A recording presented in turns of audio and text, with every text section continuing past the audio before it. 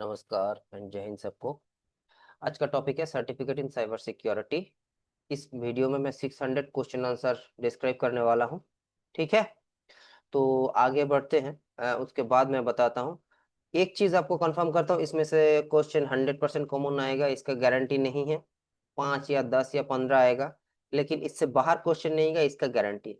ठीक है, सिर्फ क्वेश्चन का पैटर्न चेंज होता है, कोई क्वेश्चन बाहर से नहीं आता। ठीक है, क्वेश्चन का पैटर्न चेंज हो जाएगा, आपको समझ आ जाएगा। आपको स्टार्ट करते हैं। देखिए, फर्स्ट क्वेश्चन है, which of the following is not an ethical canon of ISC2। तो इसमें क्या आता है, देखो यहाँ पे ऑप्शन है, देखो चार एथिक्स ऑफ कैनन है। एथिक्स तो होना चाहिए हर एक बंदे में, और ठीक है, हम लोग एथिक्स और कंप्लायंस का ट्रेनिंग भी करते हैं। तो एथिक्स क्या है इसका, ये तो पहले आपको जानना होगा ना। Protect society common good, public trust and infrastructure, act honourably, honestly, justly, responsibly and legally. ये आपको एकदम आपको याद रहना चाहिए। Provide diligence competent to the service principal, advance and product to the profession. तो ये चारों ऑप्शन है, तो इसमें से कौन नहीं होगा वो आपको पढ़ के ऐसे ही पता चल जाएगा, अगर ये चारों आपको याद है। इसी का एक एग्जांपल देता हूँ। आपको बोला है advance and protect to the profession, इसका मतलब क्या है आपको पता होना चाहिए। तो यहाँ पे दिया advance and protect to the profession, उसका डिस्क्रिप्शन यहाँ पे दिया हुआ है, तो यू हैव टू सर्च।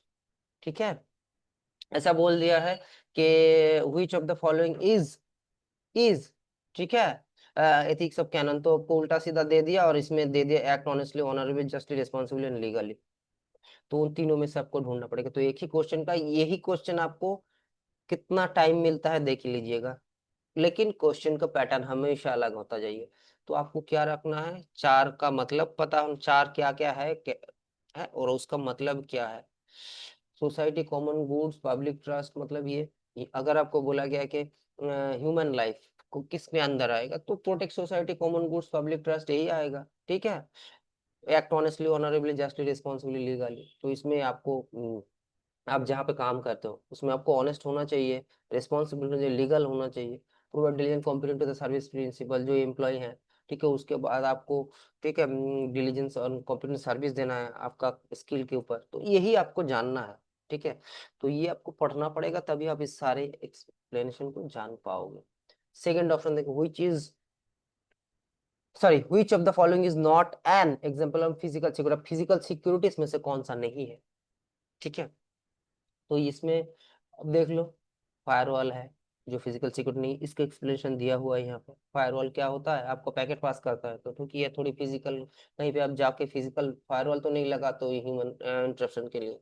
ठीक है, तो वो हो गया आपका सेकंड क्वेश्चन का आंसर। यहाँ पे डिस्क्रिप्शन पढ़िएगा।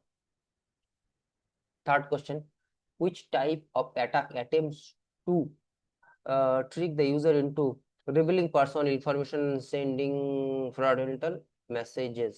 तो ये आपको भी पता है। ठीक है, आप इसके लिए मैं थोड़ा 1 मिनट बोलने वाला हूँ।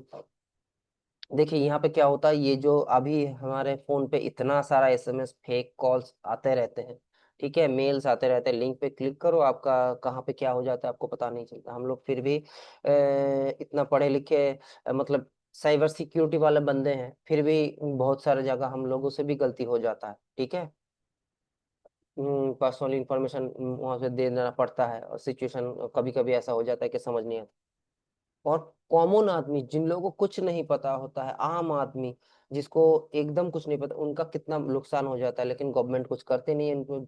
कड़ी से कड़ी सजा, मतलब मुझे तो लगता है ये जो फ्रॉड वाले हैं उनको तो एकदम 300 साल का सजा सुनाना चाहिए। तो चलिए, वो अलग टॉपिक है। तो अटेम्प्ट टू ट्रिक, तो यहाँ पे क्या होगा आपको, फिशिंग। ठीक है, ये आपको पता होना चाहिए फिशिंग क्या है, क्रॉस साइट स्क्रिप्टिंग क्या है, ट्रोजन क्या है। अब इसी को देखो, अगर यहाँ पे दे दिया है कि सिंक फ्लोड आ रहा है, तो वो किसमें से आएगा, डिनाइल ऑफ सर्विस। ठीक है, ट्रांजेंट एक एप्लीकेशन है, तो यहाँ पे देखो क्रॉस साइट स्क्रिप्ट क्या है, डीडॉस क्या है। ठीक है, तो ये आपको जानना होगा। यहाँ पे फिशिंग आया तो एक क्वेश्चन अलग करके दे दिया, तो आपको क्रॉस साइट डिस्क्रिप्शन, आप आगे चलिए देख पाएंगे इसका सब answer. Which of the following is not a feature of cryptographic hashing function. तो हैश में क्या है जो यहाँ पे काम करता है, वो आपको जानना है, हैश कैसे काम करता है।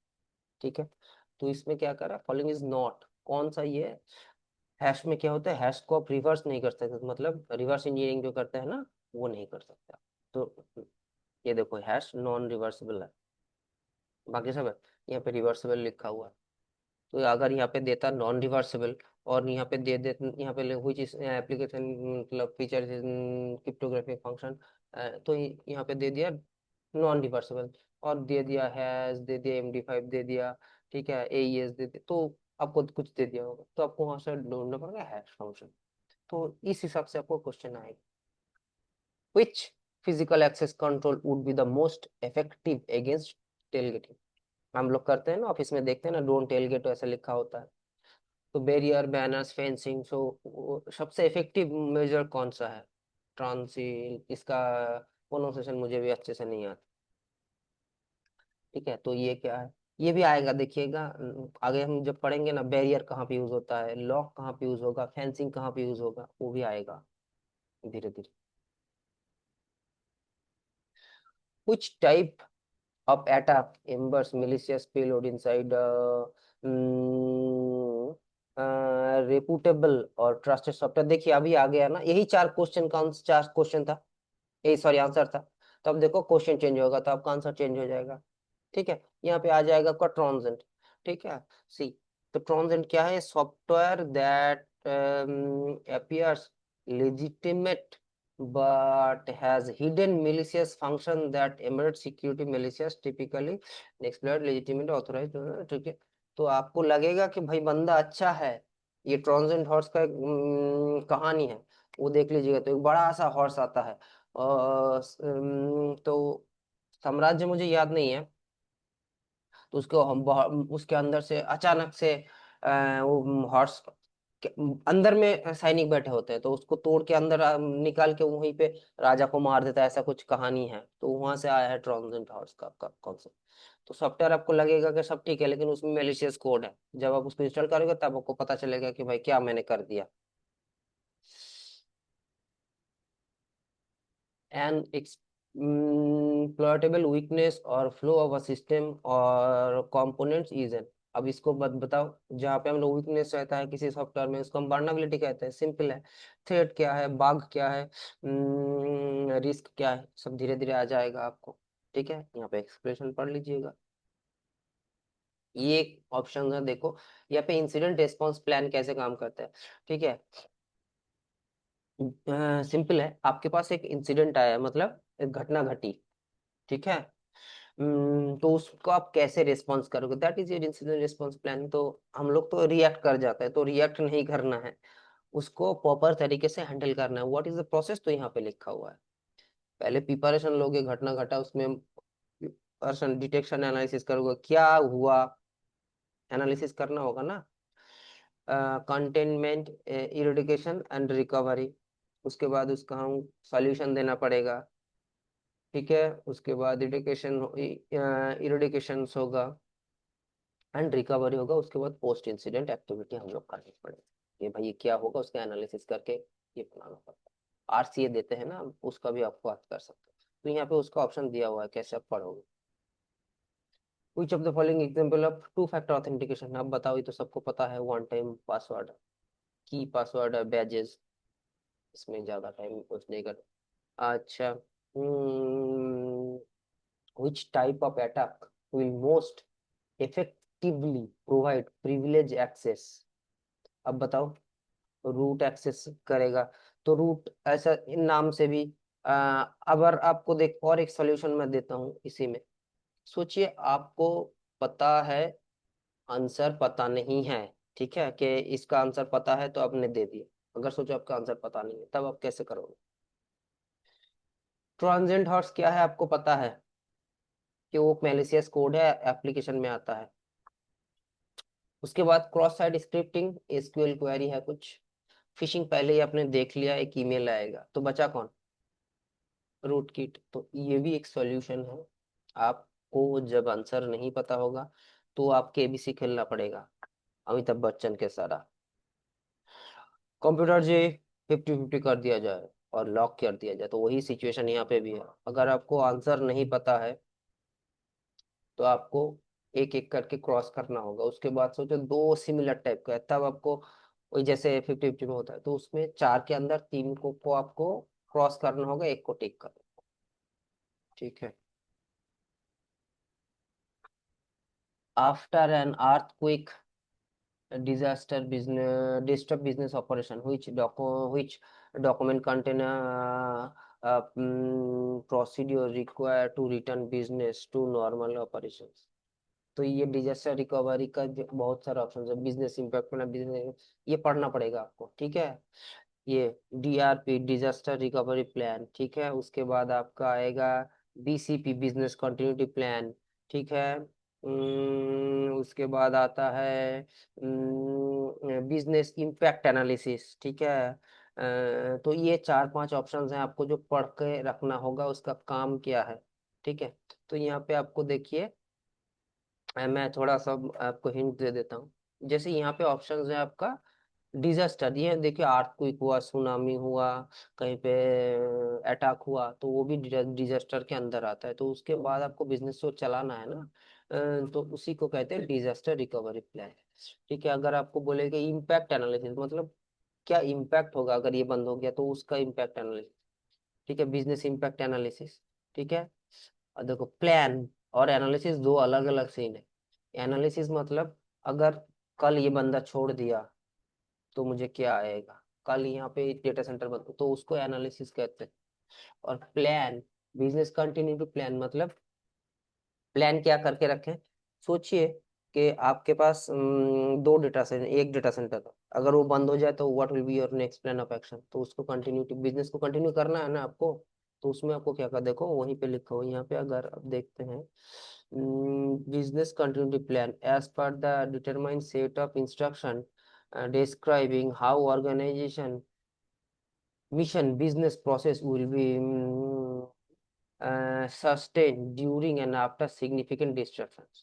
so जो कुछ हुआ है उसके बाद कैसे सस्टेन करोगे, that is your business continuity plan. ठीक है।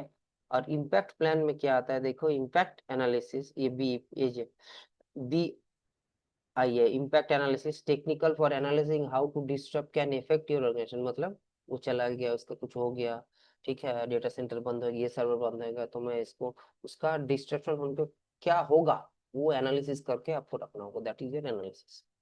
एनालिसिस करोगे तभी तो प्लान बनाओगे। ठीक है। और इम्पैक्ट प्लान, देखो इम्पैक्ट का प्लान कुछ है नहीं, देखा है आपको इम्पैक्ट। आगे बढ़ते हैं, 12 क्वेश्चन।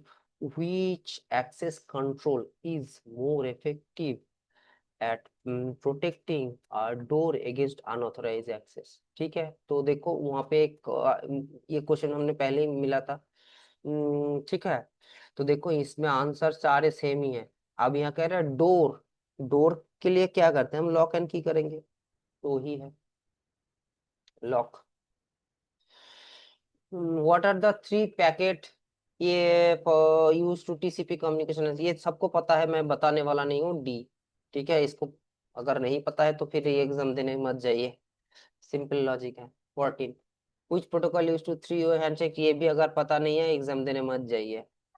ठीक है। अच्छा, when A company hire an insurance company, देखो अभी ये वाला है क्या आ रहा है, देखो risk. When a company hire an insurance company to mitigate risk, which risk management technique is, risk management technique में क्या आता है, देखो एकदम सिंपल समझ लीजिए। अगर कोई कंपनी, कोई भी कंपनी कुछ खरीदता है तो वो आपका ट्रांसफर में आ जाएगा। अगर रिस्क के लिए कुछ खरीदता है या ट्रांस किसी को देता है, जैसे हम लोग, आप लोग कहीं पे काम करते हैं, करेक्ट। सिचुएशन क्या हुआ कि आप बीमार पड़े, कंपनी का कोई रिस्पॉन्सिबिलिटी है, कंपनी ने आपको एक पॉलिसी दे दी हेल्थ, वो थोड़ी अपना कंपनी चलाता है, तो किसी को दे दिया, जो लोग इंश्योरेंस करते हैं, तो क्या होगा, आप बीमार पड़ोगे, नॉर्मल है भाई, जाओ जाके होटल जैसा क्या कहते हो, हॉस्पिटल में एडमिट हो जाओ, जो बिल आएगा वो कंपनी पे कर देगा, जो आपका इंश्योरेंस लेके रखा है। कंपनी पैसा दे रहा है लेकिन उसने वो हेडेक नहीं रखा, भाई मुझे उसका हेडेक नहीं चाहिए, किसी दूसरे को दे दो। तो जो कंपनी करता है उसको ट्रांसफर, तो दैट्स कॉल्ड रिस्क मिटी, ठीक है, रिस्क ट्रांसफर। मिटिगेट का मतलब क्या हुआ, आपका रिस्क जो है उसको आपने गोली मार दिया, खत्म कर दिया, खत्म, बाय बाय टाटा, ऐसा कर, मतलब आपको एक वर्नबिलिटी आया तो आपको उसमें अपडेट कर दिया सिस्टम कि भैया ठीक है अपडेट कर दिया वर्नबिलिटी, चाहे मतलब आप मिटिगेट कर दिया उसको। टॉलरेंस और अवॉइडेंस आते हैं। Risk tolerance refer that level of risk can involve shipping financial corporation and risk another party. ये देखो ट्रांसफर वाला ये हो गया। Tolerance refer to risk and organisation willing to accept without taking further action. Tolerance को मतलब ये मैं कैसे दूं कि बोला है कि भाई अगर आपने दूसरा यूपीएस नहीं लगाया, मैं आपको एग्जांपल दे रहा हूँ, ठीक है, तो शायद आपका इशू हो सकता है। तो कह रहा है ठीक है दूसरे यूपीएस मुझे नहीं चाहिए, मेरा इलेक्ट्रिक का अच्छा बैकअप रहता है। तो ये tolerance reference level of risk and organisation is willing to accept without taking further action. ठीक है मुझे दूसरा यूपीएस नहीं लगाना, एक ही यूपीएस में काम चला लूंगा, ठीक है। अगर आप अवॉइडेंस, मैं शायद एग्जांपल सेट कर रहा हूँ, माइट भी फिजिबल ना हो, लेकिन जो अब अवॉइडेंस का देखो, अवॉइडेंस का कुछ है यहाँ पे, कोई पढ़ लीजिएगा अवॉइडेंस का।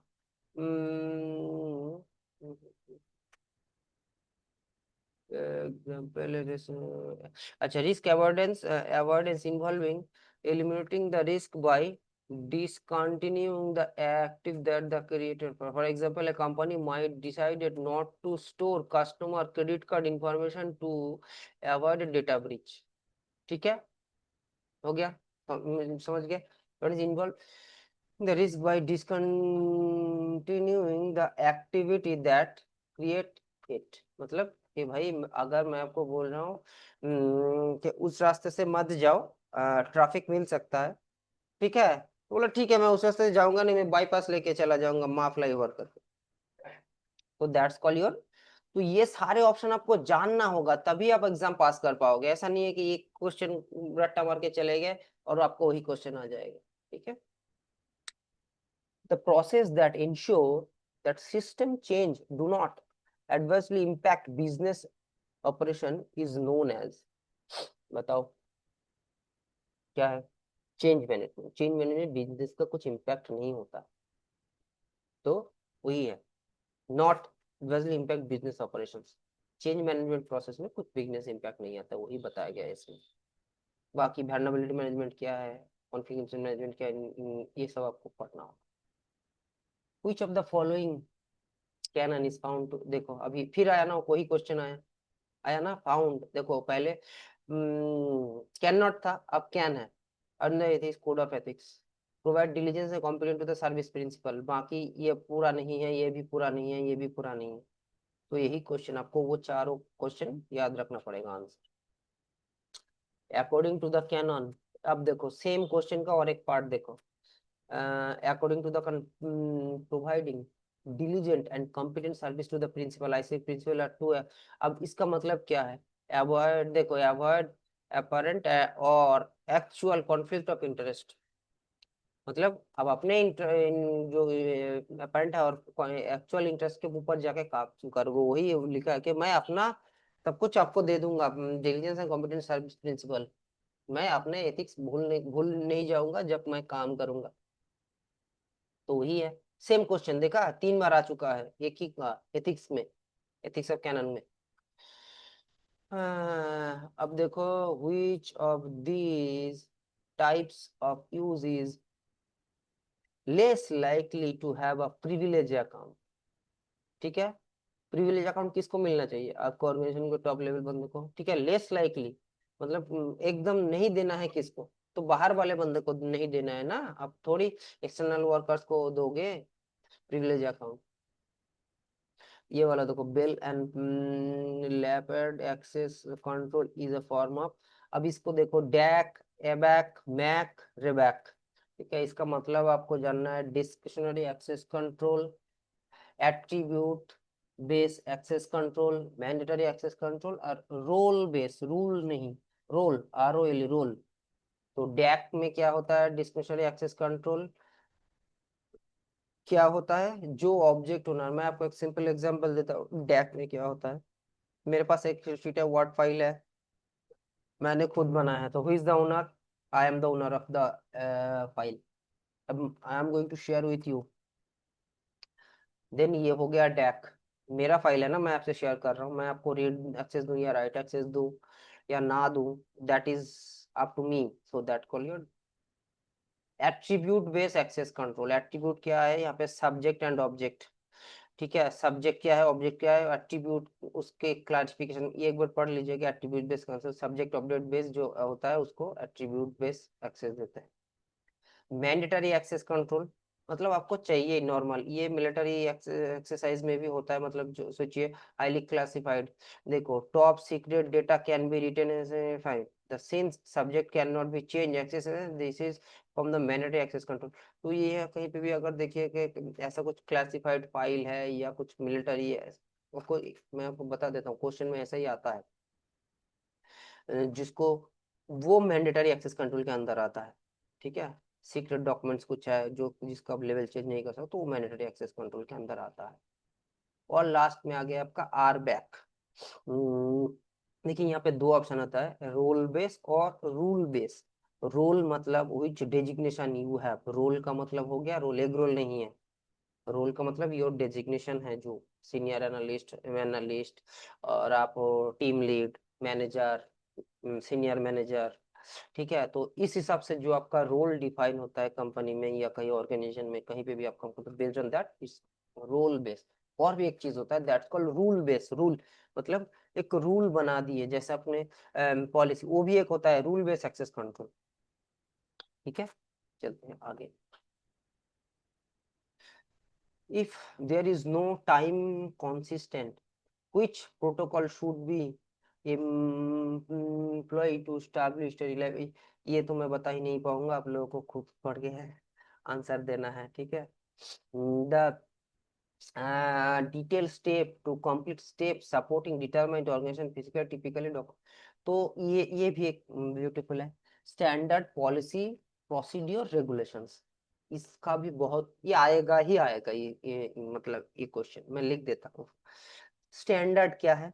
बोलो ना कि स्टैंडर्ड मेंटेन करके चलो, अरे भाई तेरा तो कोई स्टैंडर्ड ही नहीं है, तो ये भी एक वर्ड होता है, तो ये भी इसमें आता है। पॉलिसी, देखिए मैं अगर पॉलिटिक्स में जाऊं तो पॉलिसीज तो हर एक का अलग अलग पॉलिसी है, तो वो भी क्या है, सर्टेन रूल्स एंड रेगुलेशंस के मैं ये करूंगा, मैं वो करूंगा, दैट इज माई पॉलिसी।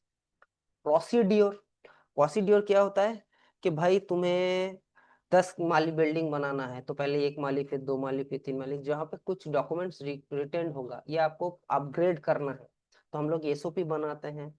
ठीक है, या रन बुक बना, स्टेप बनाते हैं ना, कि पहले आपको फायरवॉल में लॉग इन करना है, उसके बाद आपको अपग्रेड डाउनलोड करना, तो क्या स्टेप बाय स्टेप लिखा होता है, दैट इज योर प्रोसीड्योर। तो जहीं पे भी आपको ये दिख जाए स्टेप बाय स्टेप गाइडलाइंस, तो आप प्रोसीड्योर में चले जाइएगा। रेगुलेशंस, तो ये देखो एक चीज, regulations are actually driven by the government. तो रेगुलेशंस कौन बनाता है? रूल्स रेगुलेशंस, जैसे रेगुलेशंस बना दिए, वेस्ट बंगाल में एक है, बेंगलोर में एक है, हैदराबाद में एक है, मुंबई में अलग है। रेगुलेशंस हर एक गवर्नमेंट के अलग अलग रूल्स एंड रेगुलेशंस होता है। जैसे वेस्ट बंगाल में आप 30 दिन से ज्यादा लीव रख नहीं सकते अपने बकेट में। वेस्ट बंगाल बैंगलोर में जाइए तो 45 डेज में, कहीं पे भी देखा मैंने, भोपाल या इंदौर में कहीं पे 90 days you can keep leave in your bucket, 90 दिन तक रख सकते हो। तो ये रेगुलेशंस उन्होंने बना के रखे हैं, तो आप कुछ नहीं कर सकते, तो ये है रेगुलेशंस। ठीक है, तो यहाँ पे बोला स्टेप बाय स्टेप बोला, तो आप देखो यहाँ पे क्या detail, step to complete task support determined और, तो स्टेप बाय स्टेप बोला है ना, स्टेप्स, तो आपको प्रोसीड्यूर में आ जाएगा।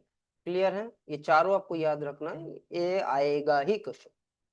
Which type of attack attempts to gain information by observing the device power?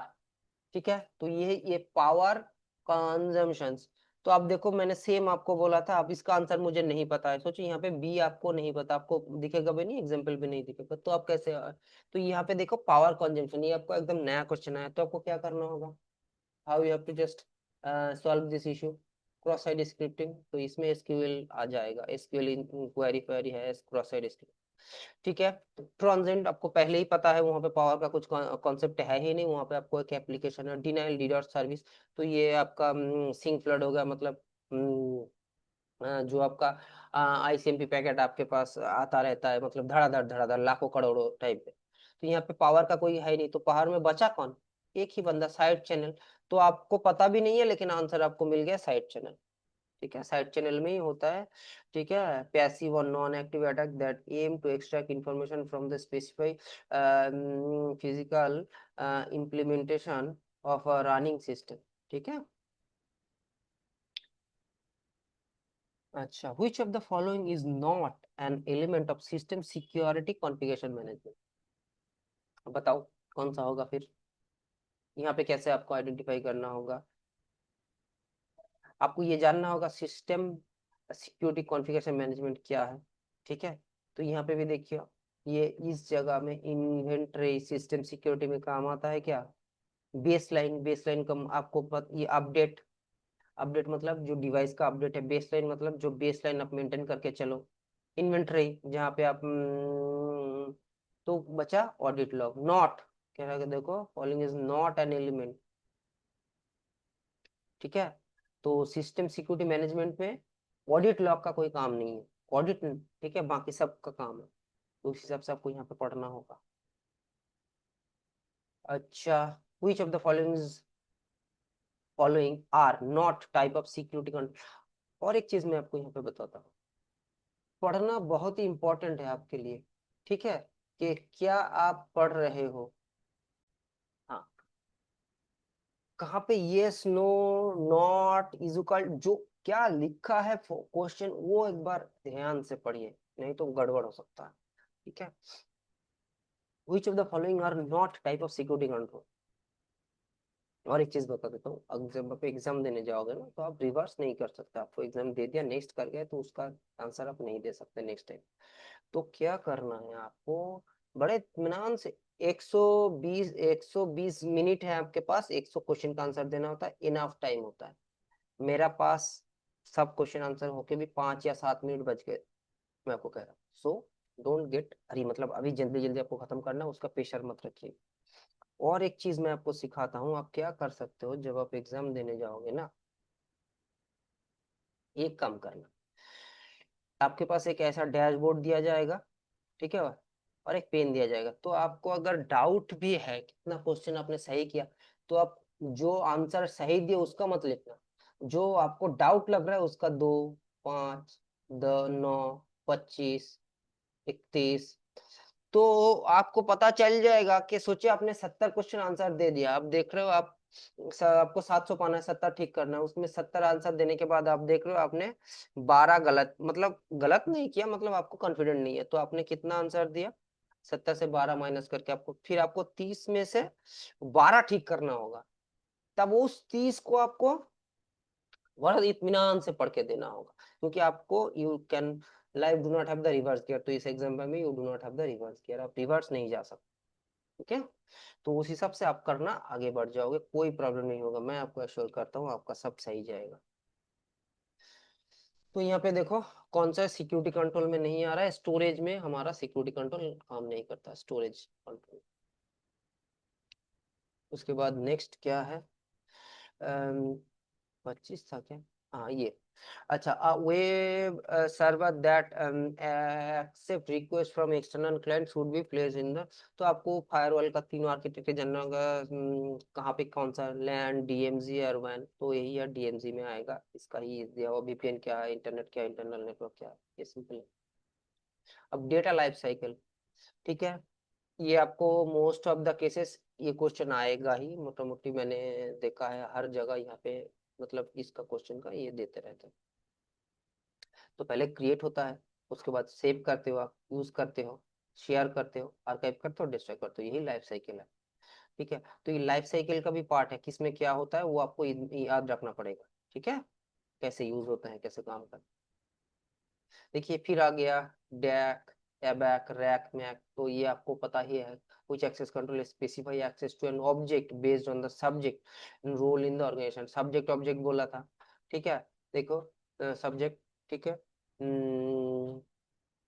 control modify specify access to object based and subject in role the organization। Role का मतलब देखो यहाँ पे स्पेसिफाई, सब्जेक्ट ऑब्जेक्ट भी दिया है, लेकिन आखिर में डाल दिया रोल, तो रोल बेस्ड एक्सेस कंट्रोल, ये चारों पढ़ लेना नहीं होता। Which of the following cyber security concept guaranteed that information is accessible only those authorized? तो ये आपको नॉन रेपुडिएशन, एक्सेसिबिलिटी और ऑथेंटिकेशन, कॉन्फिडेंशियलिटी। तो ये जो आईसीएससी 2 का सीसी एग्जाम है, इसका 3 ही है। उसका एक रेक्टेंगल आता है ऐसे, कॉन्फिडेंशियलिटी, इंटीग्रिटी और अवेलेबिलिटी, ठीक है। अम्म, अ, कहाँ, ठीक है। एक रेक्टेंगल आता है ऐसा, कॉन्फिडेंशियलिटी, इंटीग्रिटी और अवेलेबिलिटी है। CIA ऐसा करके आता है, CIA ये CID नहीं है, जो ये हमारे CIA, कॉन्फिडेंशियली, इंटीग्रिटी, अवेलेबिलिटी। तो इसमें से क्वेश्चन आएगा ही आएगा, तो ये तीनों चीज आपको जानना है क्या है, ठीक है। तो देखिए, confidential ability known as CIA triad, ठीक है, तो ये आपको दिया ही हुआ आएगा, तो आपको पढ़ना होगा इसका भी।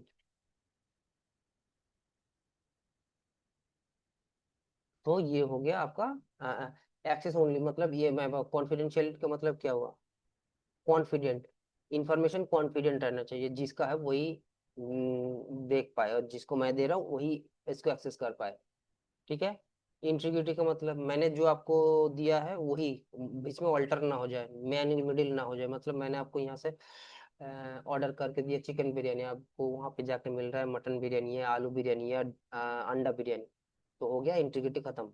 एबिलिटी का मतलब मैं जब चाहूँ आपको तब मुझे जो मुझे चाहिए, जैसे मैंने ब्लिंकिट में ऑर्डर कर रहा हूँ, तो ब्लिंकिट बाबू बोलता है या बिग बास्केट बोलते हैं आपको अभी चाहिए, अभी अभी अभी ठीक करके देता हूँ, तो वही वाला सीन है, अवेलेबिलिटी आपको अभी चाहिए अभी देते हैं, ठीक है। तो दैट्स कॉल योर एबिलिटी, मतलब एक्सेसिबल, कब मैं उसको एक्सेस कर पाऊंगा, दैट इज योर एक्सेसिबिलिटी, जब भी आपको चाहिए, ठीक है। 29 के बाद आते हैं, पोस्ट करते हैं 30। कुछ device is primary object to collect analyse security events, अब बताओ यहाँ पे कौन है, हब तो नहीं होगा, राउटर भी नहीं होगा, फायरवॉल तो सिक्योरिटी, तो सिम, जो आपको एनालिसिस करने में हेल्प करता है। एक क्वेश्चन आएगा आपका, सिम का full form, security information event management, ठीक है। तो यहाँ पे आ जाएगा इवेंट मैनेजर, इंफॉर्मेशन मैनेजर, ठीक है, तो ये आपको उल्टा सीधा करके देगा, सिम का फुल फॉर्म भी आता है, मुझे मिला था वो क्वेश्चन। अच्छा, in order to find out whether a personal tablet device are allowed in the office, which of the following, अब जब पर्सनल चीज आपको लेगा, कौन सा पॉलिसी के अंडर आता है, BOID, bring your own device, तो सबको पता है, ठीक है, BOID। जब कुछ आप फोन भी लेके आते हो ना, तो आपको फोन पे भी इंस्टॉल करते हो ना, टीम्स, आउटलुक, जो भी है इसका एप्लीकेशन, आप काम करते हो, बाहर घूमते रहते हो, कॉल्स लेते रहते हो मोबाइल पे, तो that is your also your bring your own device का कॉन्सेप्ट है, ठीक है। बाकी आप पढ़ लेना AAP की पॉलिसी, ठीक है। which is, अच्छा sorry, which of this is not an change management process, change management में क्या नहीं आता है, ठीक है। चेंज मैनेजमेंट में होता है रोल बैक होता है, अब जब चेंज करते हो ना, तो सर्विस नाउ में, स्नो नाम तो सुना ही होगा, ठीक है, वही है सर्विस नाउ में, तो रोल बैक होता है, अप्रूवल चाहिए होता है, RFC हो देना पड़ता है, ठीक है, लेकिन गवर्नेंस नहीं होता है चेंज मैनेजमेंट में, तो वो चेंज मैनेजमेंट का प्रोसेस क्या है आपको वो जानना है, रिक्वेस्ट फॉर चेंज, ठीक है, यहाँ पे पढ़िएगा। नेक्स्ट, अच्छा, how many layer does NOSI model है, अभी तो मुझे पता नहीं है, आप लोग को पता है तो बता दीजिएगा। which of the following type of which of the following type of device expect packet header information to either allow or deny network traffic, अब बताओ ये कौन सा चीज काम करता है, पैकेट हेडर देखे, अलाउ डिनाई का काम कौन करता है, ठीक है, फायरवॉल करता है, सिंपल है, राउटर स्विच आप तो करता नहीं है, ठीक है, इंस्पेक्ट करके, ठीक है। अच्छा, in which would model does the cloud customer have less responsible over the infrastructure, अब देखो, less pass s जो भी है,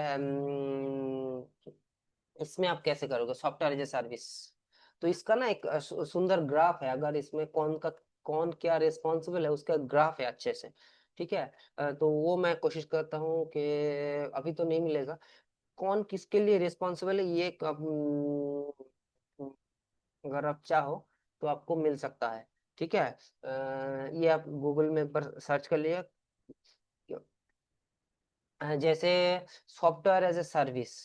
ठीक है, सॉफ्टवेयर एज ए सर्विस जैसे हम लोग यूज करते हैं कुछ एप्लीकेशन जो जैसे आपका जी स्केलर हो गया, प्रिज्म, तो ये आपको मेंटेन करने की जरूरत नहीं होता, ये वो लोग मेंटेन करते हैं।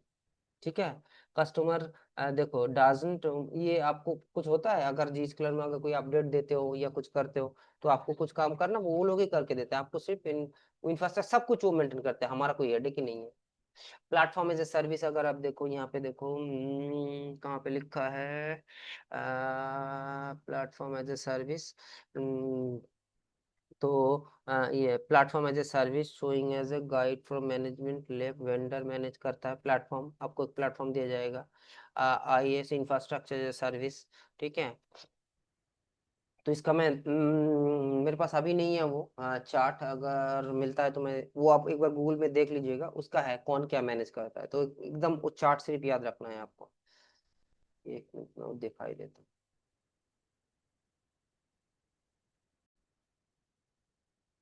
देखिए मैं कह रहा था ना, ट्रेडिशनल आईपी आपको सब कुछ मैनेज करना पड़ता है, नेटवर्क स्टोरेज में। अब देखिए इंफ्रास्ट्रक्चर एज ए सर्विस। ठीक है। आई ए एस इंफ्रास्ट्रक्चर सर्विस, अगर application data run time middle operating system. ठीक है, कुछ हद तक आप कर सकते हो, कुछ हद तक हम कर सकते हैं। ठीक है। Platform as a service, application and data, मतलब यहाँ पे जो हम लोग एज्योर वेज्योर यूज करते हैं ना, ये वाला पार्ट वहाँ पे होता है। ठीक है। Platform application and data. ठीक है, ये प्लेटफॉर्म एज ए सर्विस वो आपको दे दिया, आप वहाँ पे काम कर रहे हो। और देखो सॉफ्टवेयर एज ए सर्विस आपको कुछ करना ही नहीं हो, बाकी सब वो ही करेंगे। आपको वो लोग एप्लीकेशन दे दिए, आप उसके ऊपर जो करना है करो, काम करना, बाकी सब वो मैनेज करते हैं। ठीक है। तो ये क्लियर हो गया, यही वाला चार्ट के लिए मैं बात कर रहा था आप लोगों से, ये चार्ट आपको याद रखना है। किसमें क्या होते हैं, प्लेटफॉर्म में दो एप्लीकेशन एंड डेटा हम लोगों का रिस्पॉन्सिबिलिटी है, सॉफ्टवेयर में तो कुछ है ही नहीं, इंफ्रास्ट्रक्चर में हमें वो डिवाइस जैसे विंडोज सिस्टम ये बनाना पड़ता है। ठीक है। वहाँ पे ऑपरेटिंग सिस्टम भी हम चूज कर सकते हैं, तो कुछ हद तक हम लोग मैनेज कर सकते हैं, कुछ हद तो जैसे अगर हम कुछ करते हैं तो ये इंफ्रास्ट्रक्चर सर्विस जो हम लोग एज्योर वेज्योर में करते रहते हैं। प्लेटफॉर्म सर्विस का कुछ एप्लीकेशन डेटा हमें देखना पड़ता है, बाकी पूरा सब मेंटेनेंस उनके पास है। क्लियर हो गया। तो आगे बढ़ते हैं फिर। हो गया ये वाला part. 36, government can improve financial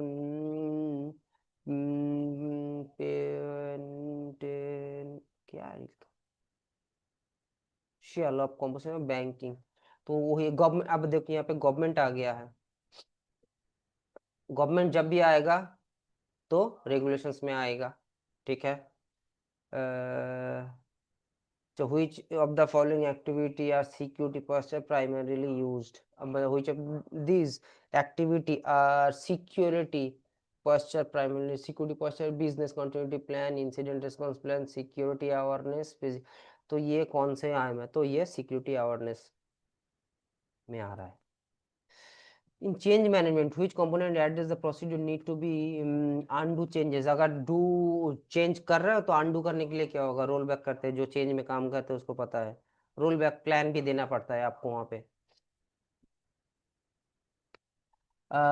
in the event of disaster which of this should be the primary objective, अगर आपके पास डिजास्टर हो, सुनामी आए तो क्या करोगे आप। ठीक है। दुनिया में कुछ भी हो जाए, अगर सेफ्टी ऑफ पीपल और ह्यूमन आया तो वो पहले नंबर पे आएगा, कुछ भी हो जाए, आपका डेटा सेंटर ये हो जाए और एक भी इंसान के लिए हो तो सेफ्टी फर्स्ट है, ह्यूमन सेफ्टी फर्स्ट, यही कोड ऑफ एथिक्स है इनका, फर्स्ट जो ICSE 2 का, ह्यूमन सेफ्टी फर्स्ट, कुछ भी हो जाए। Which device should be the more effective in detecting an intrusion into a network? ठीक है, which should device should be more effective in detecting an intrusion into a network? बताओ ये आपको।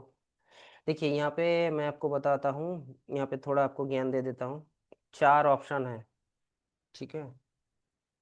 मेरे पास पेन है, इधर गया। हम्म, हम्म, हम्म, हम्म। अच्छा, पहले देखो heeds, host based intrusion detection system. Needs network based intrusion detection system. Same चीज, होस्ट मतलब सिस्टम में, नेटवर्क मतलब इन मतलब नेटवर्क में, तो ये इसमें और HIPS अगर है तो होस्ट बेस्ड इंट्रूशन प्रिवेंशन, यहाँ पे डिटेक्शन लिखा हुआ है, इत्मीनान से देखना यहाँ पे डिटेक्शन है या प्रिवेंशन है। अगर प्रिवेंशन है तो आएगा हिप्स, डिटेक्शन है तो आएगा हिड्स, नेटवर्क का है, ठीक है, तो निप्स, और नेट नेटवर्क है तो आएगा ये NIPS, ये डी है, ठीक है, पी मत समझिए, ये डी, इंट्रूशन प्रिवेंशन। ठीक है, तो यही 4 ऑप्शंस है, ये IPS के अंडर आता है। ठीक है, IPS, तो IPS और IDS भाई भाई है, एक डिटेक्ट करता है एक प्रिवेंट करता है। ठीक है, तो आज के लिए इतना ही, 40, नेक्स्ट क्वेश्चन हम 60 है उसमें कवर करेंगे। पढ़िए, आगे बढ़िए, और बार बार मैं कह रहा हूँ एक्सप्लेनेशंस और बुक पढ़िए। जय हिंद, नमस्कार सबको, बाय।